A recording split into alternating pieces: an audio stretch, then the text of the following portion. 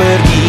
Aku bingung, kalian masih di sini. Apa mungkin karena terlalu lama? Apa benar tuh berbagi derita?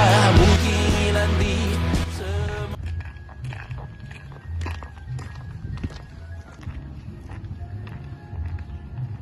Jangan lupa, jangan hanya materi yang harus disampaikan, tapi soal menghargai, mendengarkan, dan menjaga sikap.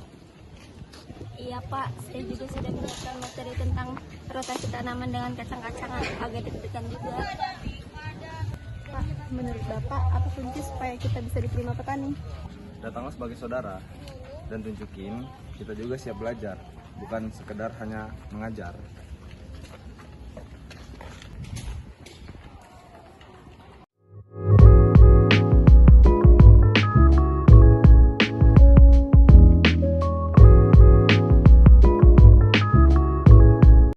Assalamualaikum warahmatullahi wabarakatuh. Waalaikumsalam.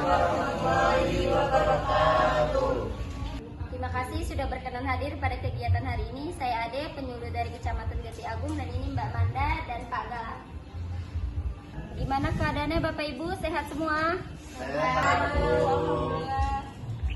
Hari ini kita akan membahas soal rotasi tanaman, terutama penggunaan kacang-kacangan sebagai selingan pada tanaman utama seperti padi, jagung, atau singkong.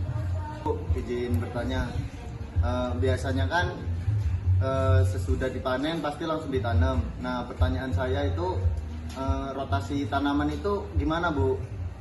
Jadi begini Pak, kalau tanah terus ditanami tanaman yang sama terus-menerus, lama-lama unsur haranya akan habis. Seperti jagung yang butuh nitrogen banyak. Kalau terus jagung, lama-lama tanahnya akan capek. Oh, ya begitu.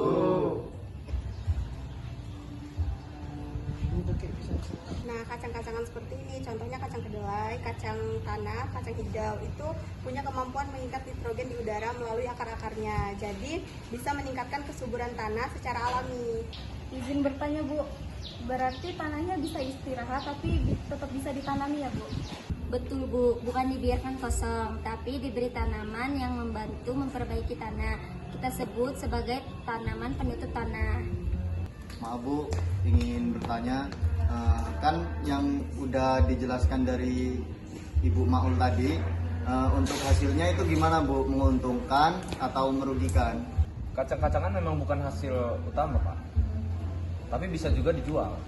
Dan lebih pentingnya lagi, ketika Bapak menanam padi atau jagung, lagi musim berikutnya, hasilnya bisa naik karena tanah sudah lebih sehat. Selain itu bisa mengurangi biaya pupuk juga, Pak.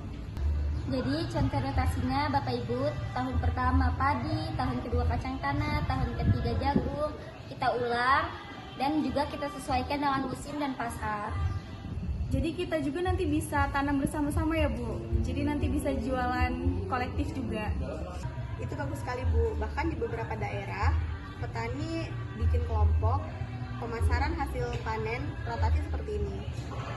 Bu, kalau mau coba di lahan kecil dulu, boleh nggak Bu? Sangat boleh Pak. Terima kasih Bu Maul, Bu Manda, Pak Galang.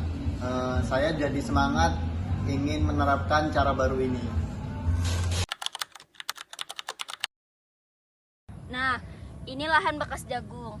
Lihat, tanahnya mulai padat dan warnanya agak keabu-abuan.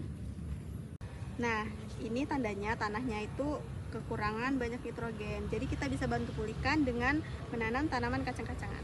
Bu, kalau habis dibajak, terus ditanemin kacang, kira-kira pupuknya cukup nggak Bu? Untuk kacang tanah biasanya butuh pupuk dasar organik seperti kompos. Tapi yang paling penting tanaman ini akan memperbaiki struktur tanah dan unsur hara, terutama nitrogen. Cara nanamnya gimana tuh Bu kalau boleh tahu? Jarak tanam sekitar 20 hingga 25 cm. Kita gali lubang menggunakan tugal lalu kita masukkan 2 butir benih. Tutup tipis saja. Ayo kita coba.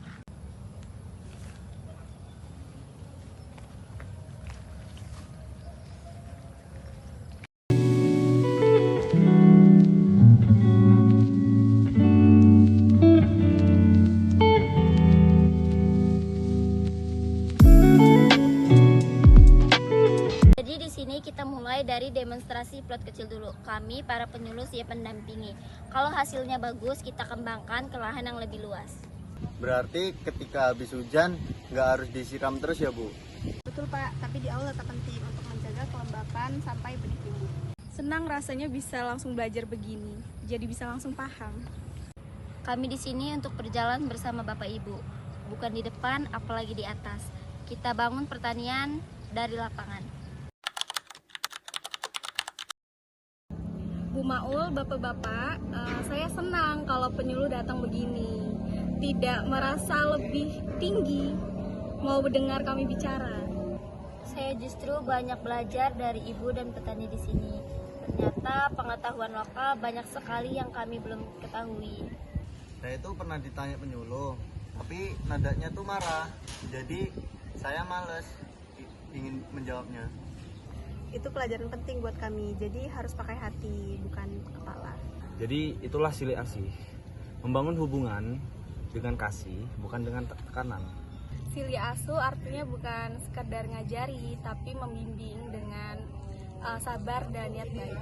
Dan silih asah berarti kita semua, penyuluh dan petani, belajar bersama, saling mengasah ilmu, saling membuka wawasan.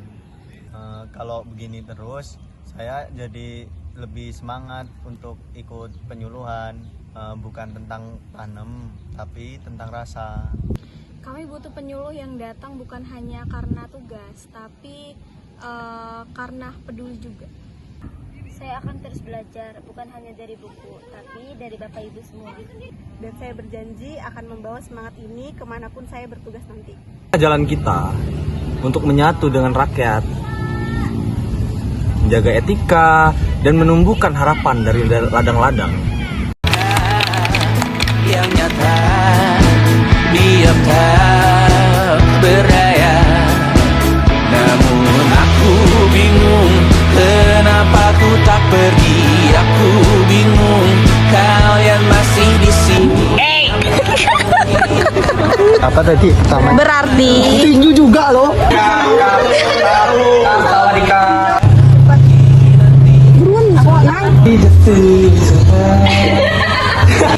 Namun